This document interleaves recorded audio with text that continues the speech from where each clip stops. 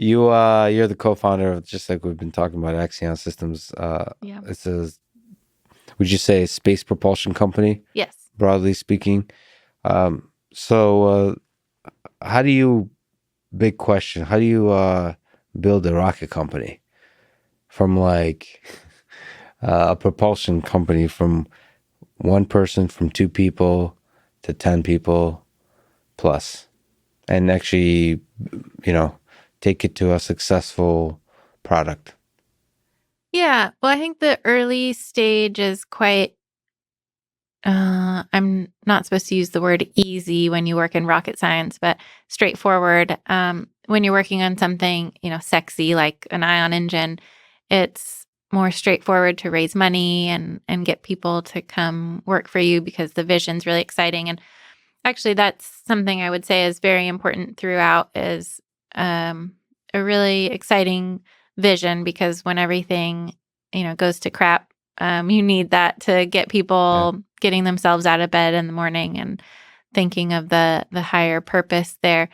And another thing along the way that I think is key in building any company is um, the right early employees that also have their own networks and can bring in a lot of people that um, really make the whole greater than just the sum of the early team. And how do you build that? Like, how do you find people? It's like asking, like, how do you make friends? But is there, is it luck? Is there a system? Like, how, in terms of the people you've connected with, the people you built the company with, is there some thread, some commonality, some pattern that you find it to be, to hold for what makes a great team? I think, personally, a thread for me has been my network and being able to draw on that a lot, but also giving back to it as much as possible in like an unsolicited sort of way, like making connections between people that, maybe didn't ask, but that I think could be really fruitful. And even, weirder than that is just really getting, having weird, uncomfortable conversations with people like at a conference and getting over the small talk quickly and getting to know them quickly and having a relationship that stands out and then being able to call on them later because of that. And I think that's been because I'm introverted and I, want to poke my eyes out instead of go and do small talk. And so Yeah. I huddle in a corner with one person and, we talk about aliens or things like Yeah. that.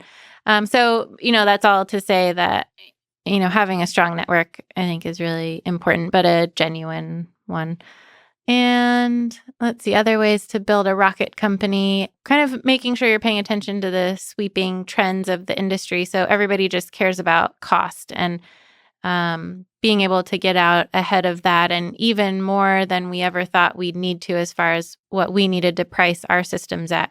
People for since the start of the US space industry, they've been paying 25 million in adjusted dollars for an ion engine, and seeing that now people are going to want to pay 10K for an ion engine, and just staying Wow. out ahead of that and those kinds of things. So, being out in the industry and talking to as That's many people as crazy. possible. So there's a drive. I mean, I Yeah, suppose SpaceX really it's pushed that. frustrating for me. Yeah. So SpaceX really pushed this, Hmm. uh, Yeah. the application of, I guess, capitalism, of driving the price down, of basically forcing people to ask the question, can this be done cheaper? This can lead to like big problems, I would say, in the following sense.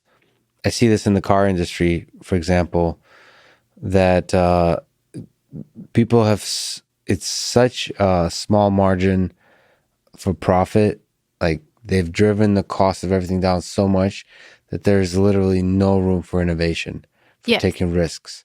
So like cars, which is funny because not until Tesla really which is one of the, in a long, long time, one of the first successful new car companies that's constantly innovating. Every other car company is really boring in terms of their technological innovation. They innovate on design and style Right. and so on. That people fall in love with the look and so on, but it's not really innovation. In terms of the technology in it, it's really boringly the same thing, and they're really afraid of taking risks, and that's a big problem for rocket space too. Is like, if you're cutting on costs, you can't afford to innovate to try out new things, and then Yeah, exactly. that's definitely true with ion engines, then, right? But what? So how do you compete in this space? Do you, by the way, see Hmm. SpaceX as a competitor? And what do you say in general about the competition in this space? Is it really difficult as a business to compete here? No, I don't see SpaceX as a competitor, and I see them as one day, not too long from now, a customer, A hopefully. customer. I mean, to compete against that, I think you just have to do things in an unconventional way. So, bringing silicon MEMS manufacturing to propulsion. NASA doesn't make ion engines using a batch mass producible technique. They have, one guy that's been making their ion engines for 20 years, like bespoke pieces of jewelry. So, Mhm. um, bringing things to what you're trying to innovate to make them, in our case, more cost effective was really key. I like the idea of somebody putting out ion engines on like Etsy. Yeah, my advisor at MIT would, the thruster tip I was holding up, he would wear one as a lapel pin